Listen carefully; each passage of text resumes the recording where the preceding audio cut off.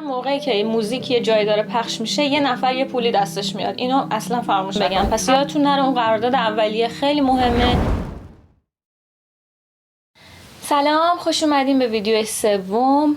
من واقعا دلم خواست که بتونم هر هفته فیلم بگیرم، ولی هفته پیش سرما خوردم و کلا افتادم و تارای صوتیم خیلی ملتهب شده بود، نمیتونستم صحبت کنم زیاد و نتونستم، ریتمم به هم خورد، نتونستم دیگه ویدیو بگیرم و خیلی طول کشید. ببخشین اگه حالا براتون مهمه. میخوام یکم راجع به نحوه کسب درآمد آهنگساز اینجا صحبت بکنم و میخوام از تجربه خودم بگم.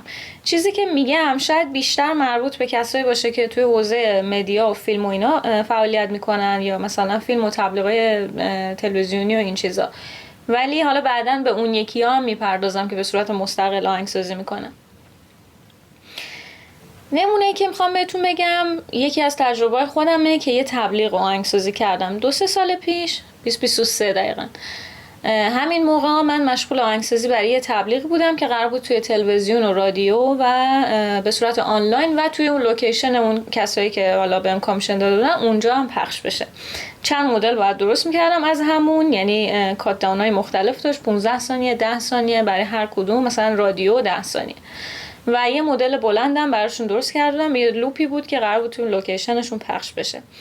پس این پروژه بود که من قرار بود انجام بدم و حالا میخوام بهتون بگم که به عنوان یک آهنگسازی که تو هلند فعالیت میکنه من چجوری درآمد کسب کردم از این پروژه.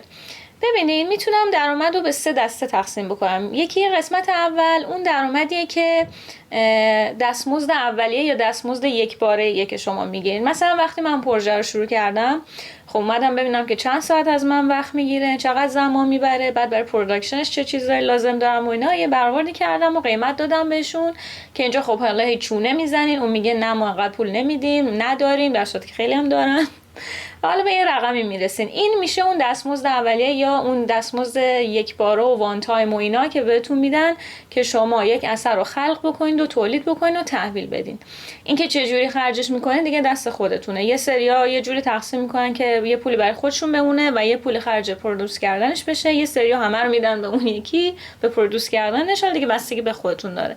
من معمولا برای خودم یه بخشی نگه میدارم، بعد اون قسمتی که برای تهیه موزیک رو حالا دیگه میبینم که چی کار میتونم بکنم. اگه میخواین نوازنده بگیرین، میخواین سامپل خاصی بخرین، اگه میخواین برین ضبط بکنین تو استودیو، این پولا رو همه رو از اون میدین.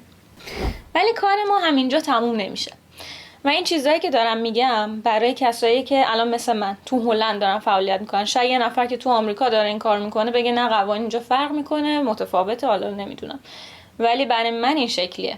حالا میرسیم به مرحله دوم و اون پولیه که من از فروختن مجوز استفاده از موزیکم به دست میارم. یعنی میگم که خب الان موزیکو من ساختم، به شما یه مجوز 1 ساله میدم، تو این 1 سال شما میتونید موزیک منو سینک بکنید با تصویرهای خودتون، پخشش کنید تو تلویزیون یا هر جای دیگه ای. اینکه حالا چه قیمتی میذارین برای فروختن مجوز خیلی بستگی داره به چیزایی که خب مدتش چقدره، تو کدوم کشور پخش میشه، تو چه پلتفرمایی میره، همه اینا روش تاثیر میذاره. حواستون خیلی باید باشه به اون قراردادی که امضا میکنین و باید مواظب باشید که حق و حقوق خودتون رو ندید همه رو بره. یعنی اگه پول گنده بهتون میدن و میخوان همه حق و حقوق آهنگساز رو بگیرن ازش، خب این دیگه بحثش جداست. ولی اگه پول کمه، حق و حقوقتون هم میخوان، اینو حواستون باشه. چون اگه حق و حقوقتون رو بدین بره، دیگه نمیتونین بگین که حالا من لایسنس میخوام بدم و این چیزا، دیگه دارین رفته دیگه، موزیک مال اوناست. تو این کیس من خب همه حق و حقوق مربوط به خودم رو نگه داشتم. مستر رایتش مال من بود، کپی رایت مال خودمه، این که اصلا غیر قانونیه، نمیتونم بدم. و واقعا پولی هم که میدادن حالا اونقدی هم زیاد نبود که بخوان همه چی رو از من بگیرن. و اون لایسنسی که دادم برای سینک کردنش بود در واقع، که شما توی این 1 سال میتونید توی این محدوده مال اونا، حالا هلند و بلژیک و لوکزامبورگ بود، توی این محدوده تلویزیون، رادیو، اینا 1 سال میتونید استفاده کنید. بعد 1 سال هم که این تموم شد، اگه بخواین دوباره باید بیاین بخرین مجوزشو.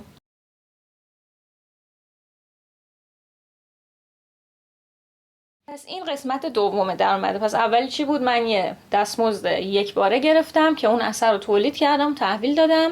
2 این که من مجوز دادم به اونا، فروختم اینو که بتونن 1 سال استفاده بکنن. چیز باحالش اینه که خب کار همینجوری تمام نمیشه دیگه. سال بعد اینا دوباره اومدن سراغ من و گفتن که خب ما میخوایم بازم تبلیغ رو پخش بکنیم و میخوایم که از موزیک تو استفاده کنیم، حالا قیمتاتو بگو دوباره که مجوزشو بگیریم. اون روزی هم که به من زنگ زدن که من جواب ندادم ولی بعدش باشون صحبت کردم، باز دوباره پیام داده بودن که برای بار سوم این لایسنس رو از من بخرن که حالا ما آبمون توی جوب نرفت امسال و همین الان من شنیدم که خب نمیخوان امسال استفاده کنن. دیگه نمیدونم.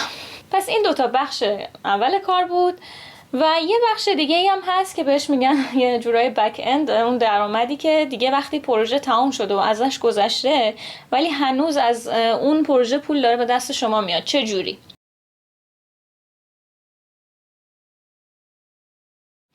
ببینید بچه‌ها، هر موقعی که موزیک یه جایی داره پخش میشه یه نفر یه پولی دستش میاد. اینو اصلا فراموش نکنید. هر موقع موزیک پخش میشه یکی پول دستش میاد. حالا اون یه نفر میتونه آهنگساز باشه، خواننده باشه، نوازنده باشن، اون لیبل باشه، اون شرکتی باشه که حقوقو گرفته، نمیدونیم. ولی هر موزیکی که یه جا پخش میشه، چه تو اسپاتیفای، چه تو تلویزیون، چه تو یوتیوب، بالاخره یکی یه پولی گیرش میاد. و ممکنه پروژه مثلا 10 سال پیش انجام شده باشه، هنوز شما از اون پول در بیارین. در واقع اون رویالتی که بهتون میرسه همینه. و اگه شما توی اون قرارداد اولیه همه حقوقو داده باشین رفته باشه، اگه توی اون قرارداد اولیه شما همه حقوقتون رو بدین بره، دیگه خب از این رویالتی نمیتونین چیزی بردارین، دیگه به شما نمیدن اینو. ولی اگه حواستون باشه اینا رو ندین بره، خب بعد مثلا 2 سال 3 سال یه پولی میاد تو حسابتون که این آره پارسال که اونجا پخش شد اینم پولشه. خیلی هم لذت بخشه. توی ایران خب واقعا نمیدونم، قانون کپی رایت و این چیزا که اصلا معنی نداره، نمیدونم چه جوری اینا انجام میشه. ولی اینجا یه سری ارگانیزیشن ها، یه سازمان هایی هستن که بهشون میگن Performing Rights Organization PRO و اینا چی کار میکنن؟ میان حق و حقوق اون صاحب اثر رو هر موقع که موزیک یه جای پخش بشه و اینا اون پولش رو جمع آوری میکنن و اینو میدن به اون کسی که صاحب اثره و امتیازش رو بهش میدن. تو هلند اون سازمان اسمش بوماستمراه. پس آهنگسازایی که تو هلند هستین حتما حواستون باشه. اصلا مهم نیست چه ژانری کار میکنین. اگه شما یک اثر خلق میکنین، حلق میکنین. مهم نیست چه ژانری فعالیت میکنین. اگه خالق یک اثر موسیقایی هستین، باید ثبت بکنین کارتون اون تو. برید عضو بشید، فکر کنم 60-70 یورو در سال و هر کاری که میسازین اون تو ثبتش بکنین، قشنگ آپلود بکنین. اگه فایل صوتیش هست حتما اونو آپلود بکنین که اینا فینگرپرینت میشه، یعنی شناسایی میشه اون موزیکتون اگه جای پخش بشه. و اگه درآمدی از اون در بیاد اونو میگیرن بهتون تحویل میدن اگه قرار باشه شما بگیرین.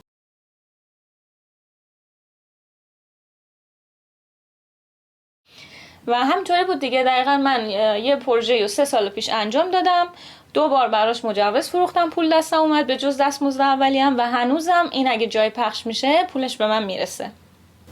بچه این مسائلی که مربوط به قرارداد و نمیدونم حق و حقوق و این چیزاست خیلی پیچیده است و خیلی شاخه‌های زیادی داره و واقعا فقط با تجربه آدم یا مطالعه بکنی یا بری حقوق بخونی، مثلا انترتینمنت لا و این چیزا بخونی که اینا دستت بیاد، یا که یه ایجنت داشته باشی که این کار رو بعد انجام بده، یا که هی آزمون و خطا تو پروژه‌های مختلف ببینید چی میشه. من مثلا در این 5 سالی که دارم اینجا کار میکنم هر سری که یه پروژه دستم میاد سری زنگ بزنم مثلا به معلم‌ها و اینا، آقا مثلا تو خدا کمک کنید من این قراردادو چیکار باید بکنم، این درسته اون غلطه، اینو میخوان ازم بگیرن اینو نمیخوام بدم. حالا من خواستم یه خلاصه ازش رو بهتون بگم. پس یادتون نره اون قرارداد اولیه خیلی مهمه که اون تو چی مینویسین، چیو دارین تحویل میدین. بعد یهویی همه حقوقتون رو ندین بره که اون موقع دیگه از اون قسمت سوم چیزی دستتون نمیاد، قسمت دوم و سوم. من اینکه حالا تجربه بعدی که من داشتم توی این سال سوم که همین امروز دیگه به سرانجام رسید این بود که اونا از موزیکی که من تحویل دادم تنها موزیکی نبود که از من داشتن، همه اون درافتا و اسکچ‌ها و اون اتودایی که من زده بودم که تایید نشده بود اونا رو هم نگه داشته بودن و می‌خواستن استفاده بکنن. ما سر این قضیه خیلی به تفاهم نرسیدیم. پس حواستون باشه اگه نمی‌خواین اینا رو استفاده کنن تو اون قرارداد بگید که اون موزیکی که من تحویل میدم تمام همونه. از چیزایی که من در طول پروسه مثلا خلق اثر تولید کردم بهتون دادم رد شده و اینا نباید استفاده کنین بدون اجازه یا بدون پرداخت پول. اینم حواستون باشه. پس بخوام خلاصه بکنم، وقتی دارید برای یه تبلیغ مثلا کار میکنین، این قضیه خیلی تو تبلیغات پیش میاد بیشتر، حواستون باشه چه قراردادی دارین میبندین، چه چیزایی رو تحویل میدین، چی در ازاش به دست میارین و بدونید که فقط اون پول اولیه نیست. شاید اون درآمد اولیه، اون دستمزد اولیه کم باشه، ولی خب بگید که عوضش لایسنس میدم، عوضش مثلا رویالتی دستم میاد و اینا مثلا بیشتره. یا اینکه ببینید خب رویالتی و اینا قرار دستم نیاد، همه حقوقو میخوام بدم، پس اون دستمزد اولیه رو خیلی ببرم بالا. سوال دارین برام بنویسین. میگم یه مقوله خیلی پیچیده و بزرگه، منم دارم یاد میگیرم همچنان، ولی خب اگه بتونم کمکتون میکنم. و دیگه سابسکرایب و لایک و کامنت و این چیزا یادتون نره. خدافظ.